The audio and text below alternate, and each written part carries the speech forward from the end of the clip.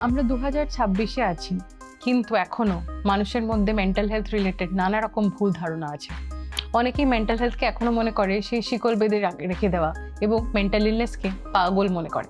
Depression, anxiety, সাইকোসিস, schizophrenia এগুলোতে কিন্তু একটা ডিসকানেকশন আসে বাড়ির লোক, ফ্যামিলি এবং সোসাইটির থেকে। মেন্টাল ইলনেস হলেই যে আপনার মানসিক কোনো সিমটম হবে তা কিন্তু না। নমস্কার, আমি doctor Pubali Chowdhury, consultant neuropsychiatrist based in Kolkata. আজকে আপনাদের সঙ্গে কথা বলবো 5টা physical symptoms of mental illness, যেটার মাধ্যমে আপনি আইডেন্টিফাই করতে পারবেন যে আপনার মানসিক স্বাস্থ্য ভালো আছে কি কোনো মেন্টাল হেলথের সমস্যায় ভুগছেন।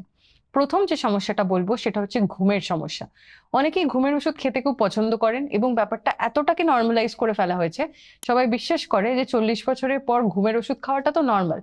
প্রত্যেকেই যেন একটা না একটা ঘুমের ওষুধ খাচ্ছেন এবং কার ঘুমের ওষুধ কেমন অ্যাকশন হচ্ছে, কোনটা ভালো, কোনটা কোন ডোজে খেলে ভালো ঘুম হয়, এটা নিয়েও প্রচুর চর্চা হয়। কিন্তু ঘুমের সমস্যা হচ্ছে সাইকিয়াট্রিক ইলনেসের খুব বড় একটা সমস্যা। অনেক সময় আপনি হয়তো সারা দিনটা ভালো থাকছেন, রাতে ঘুমোতে গিয়ে দেখছেন ঘুম আসছে না, ইনসমনিয়া হচ্ছে, অথবা ডে টাইম স্লিপিনেস থাকছে, মানে সারাদিন ক্লান্তি ফিল করছেন, অথবা পড়ে পড়ে বেশি ঘুমোচ্ছেন, হাইপারসমনিয়া হচ্ছে, ঘুম কাটা কাটা বা ফ্র্যাগমেন্টেড স্লিপ হচ্ছে। এইসব সিমটম কিন্তু ইন্ডিকেট করে যে আপনার কোনো আন্ডারলাইং সাইকিয়াট্রিক সমস্যা থাকতে পারে। নেক্সট যেটা বলবো সেটা হচ্ছে ডাইজেশন রিলেটেড আর গ্যাস্ট্রোইন্টেস্টিনাল সমস্যা।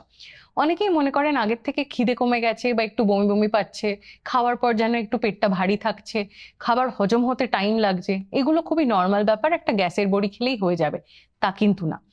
Digestive or gastrointestinal symptoms again psychiatric একটা সিমটম। আমাদের গাট এবং আমাদের ব্রেন খুব কানেক্টেড। গাট হেলথের ব্যাপারে আমি অলরেডি একটা ভিডিও বানিয়েছি এই চ্যানেলে, সেটা একটু দেখবেন। গাট যদি খারাপ থাকে ব্রেন ডাইরেক্টলি খারাপ হবেই। সো আপনার গাট হেলথ ইন্ডিকেট করছে যে আপনার ব্রেন হেলথ কেমন আছে।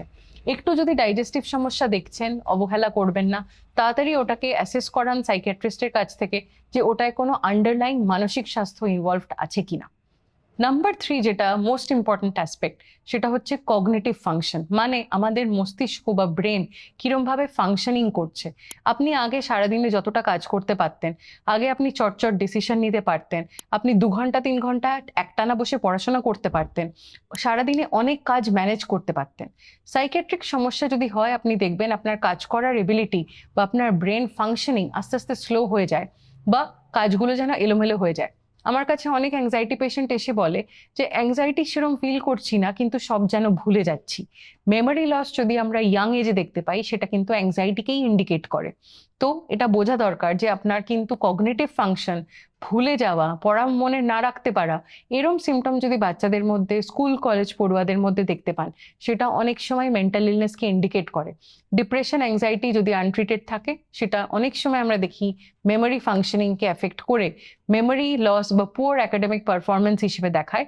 এবং সেটা বাবা মা অনেক সময় মনে করে যে পড়াশোনা ঠিকঠাক করছে না বলে প্রবলেম হচ্ছে। সেটা পড়াশোনার প্রবলেম না, বাচ্চাকে একটু চেক করান যে অ্যাংজাইটি বা ডিপ্রেশন আছে কিনা। নেক্সট হচ্ছে ফাংশনিং এর সমস্যা। কাজে আপনি ঠিকমতো ফাংশন করছেন না, আপনার আত্মীয় স্বজন, পাড়া প্রতিবেশী, বাড়ির লোক সবার সঙ্গে আপনার খিটখিটে একটা বিহেভিয়ার হয়ে যাচ্ছে, রিলেশনশিপস গুলো যেন নষ্ট হয়ে যাচ্ছে, আপনি যেন ফিল করছেন যে কোথাও না কোথাও আপনি ডিসকানেক্টেড হয়ে যাচ্ছেন। আমি একাই ভালো আছি, আমার কাউকে লাগে না, এটা না মনে করে আপনি ফোকাস করুন যে ডিসকানেকশনটা কেন আসছে। অনেক সময় সাইকিয়াট্রিক ইলনেস, যেমন ধরুন ডিপ্রেশন, অ্যাংজাইটি, সাইকোসিস, সিজোফ্রেনিয়া, এগুলোতে কিন্তু একটা ডিসকানেকশন আসে বাড়ির লোক, ফ্যামিলি এবং সোসাইটির থেকে। এটা আন্ডারলাইং ইন্ডিকেট করছে अगेन মেন্টাল ইলনেস, যেটা খুব তাড়াতাড়ি ট্রিটমেন্ট করানো দরকার। এই সিমটমগুলো যদি অবহেলা করেন, অনেক সময় এত সিভিয়ার হয়ে যায়, তখন কিন্তু ব্যাপারটা আউট অফ কন্ট্রোল হয়ে যায় এবং হাই ডোজ সাইকিয়াট্রিক ওষুধ খেয়েও অনেক দিন লাগে ঠিক হতে। নেক্সট যেটা বলবো সেটা হচ্ছে সাবস্টেন্স ইউজ প্যাটার্নস, মানে নেশার সাবস্টেন্স নেওয়া, মদ, গাঁজা, সিগারেট, এই টাইপের যে সাবস্টেন্সগুলো, এটা ইন্ডিকেট করে অনেক সময় আন্ডারলাইং সাইকিয়াট্রিক সমস্যা। অনেকেই মনে করেন আমি যদি একটা সিগারেট খাই তাহলে আমি ভালো ফোকাস করতে পারি, দিনে 2-3টে সিগারেট ছাড়া আমি যেন ঠিকঠাক ঘুম থেকে উঠে ডিসিশন নিতে পারি না। অনেকে মনে করেন প্রত্যেক উইকে যদি আমি 1 দিন 2 দিন অ্যালকোহল ড্রিঙ্ক করি, তার মানে আমার মাইন্ডটা ফ্রেশ হচ্ছে। কিন্তু কোথাও না কোথাও সাবস্টেন্সের দিকে যখন আপনার মনটা যাচ্ছে, ভেতরে যখন একটা ক্রেভিং তৈরি হচ্ছে কোনো অ্যাডিকটিভ সাবস্টেন্সের, তখন কিন্তু আমাদের ডোপামিন, রিওয়ার্ড পাথওয়ে এবং ব্রেনের এই সার্কিটগুলো নিয়ে ভাবতে হবে যে কেন আপনার মনটা একটা সাবস্টেন্সের দিকে আকর্ষণ হচ্ছে, এবং সেটাকে আর্লি বেসিসে ট্রিটমেন্ট করা, তার আগে ওটা একটা ডিসঅর্ডার হয়ে যায়।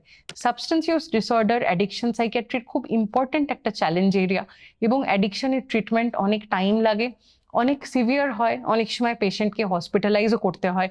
আমরা দেখে থাকি অ্যাডিকশন কেসে পেশেন্টরা কিন্তু তাদের রুজি রোজগার, চাকরি, কলেজ, স্কুল সব কিছু থেকে ডিট্যাচড হয়ে যায়, এবং অনেক সময় খুব সিভিয়ার সিচুয়েশনে তখন ট্রিটমেন্টটা শুরু করেন।